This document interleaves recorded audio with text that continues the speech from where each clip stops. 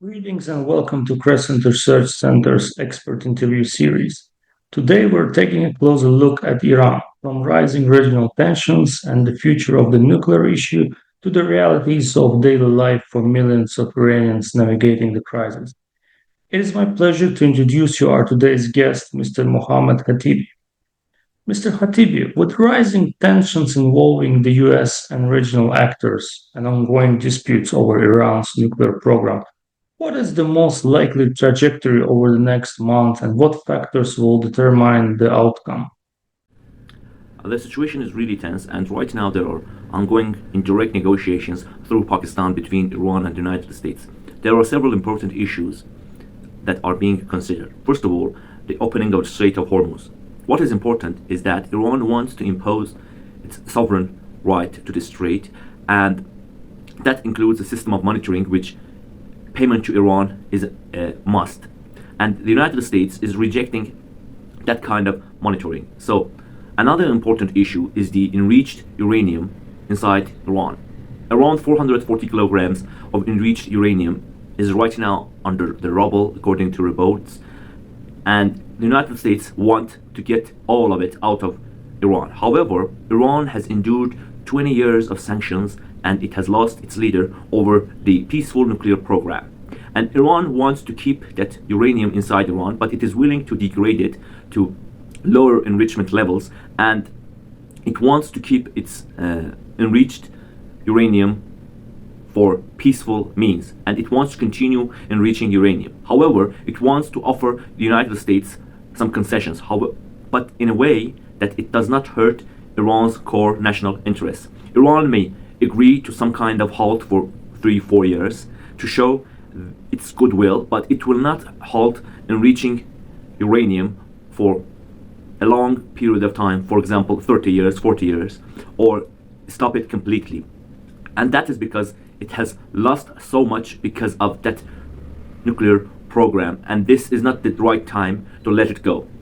So there is another important issue, which is the missile program of Iran.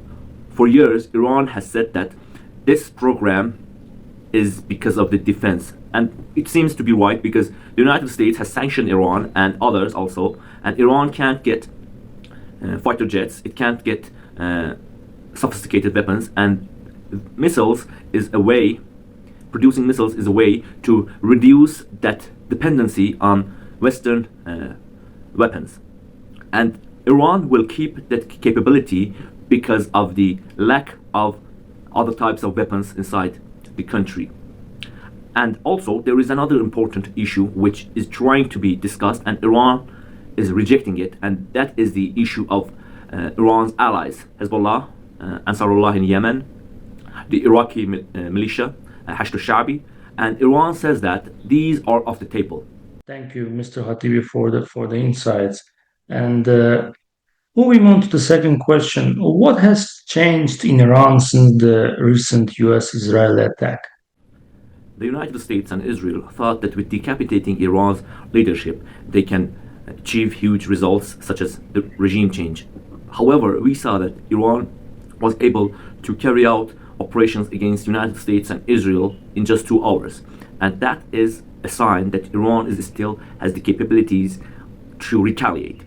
There is much change inside Iran in terms of leadership, but the core ideas are the same. Iran wants to keep enriched uranium, it wants to keep the missile capabilities, and the resistance axis is off the table. And Iran is still insisting on same core national interests as before. But there is an ongoing pressure by the United States, which is blockade of the Strait of Hormuz on Iranian ships, which is impacting the economy inside Iran. However, the government is trying its best to control that pressure by offering some kinds of measures.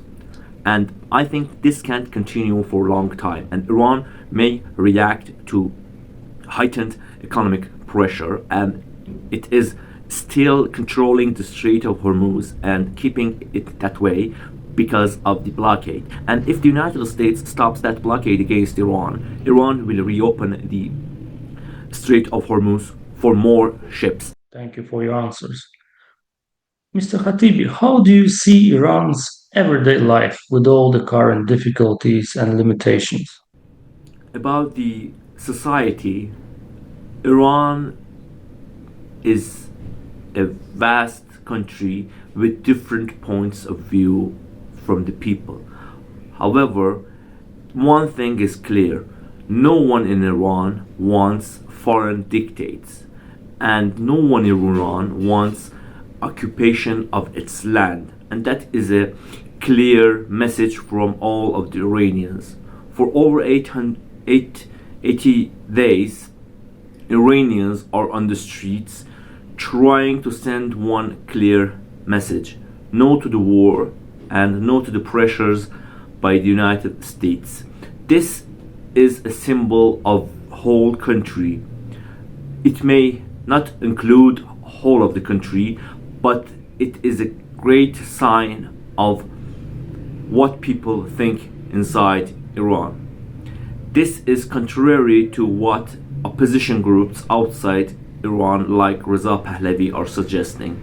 People in Iran don't want the so called help of the United States, and they want to decide for themselves about how they are governed, how they should be ruled. The opposition groups are urging the United States and Israel to engage with Iran in terms of war, but this is not what Iranians want inside Iran, because we are the people who are being bombed, not the diaspora outside of the country.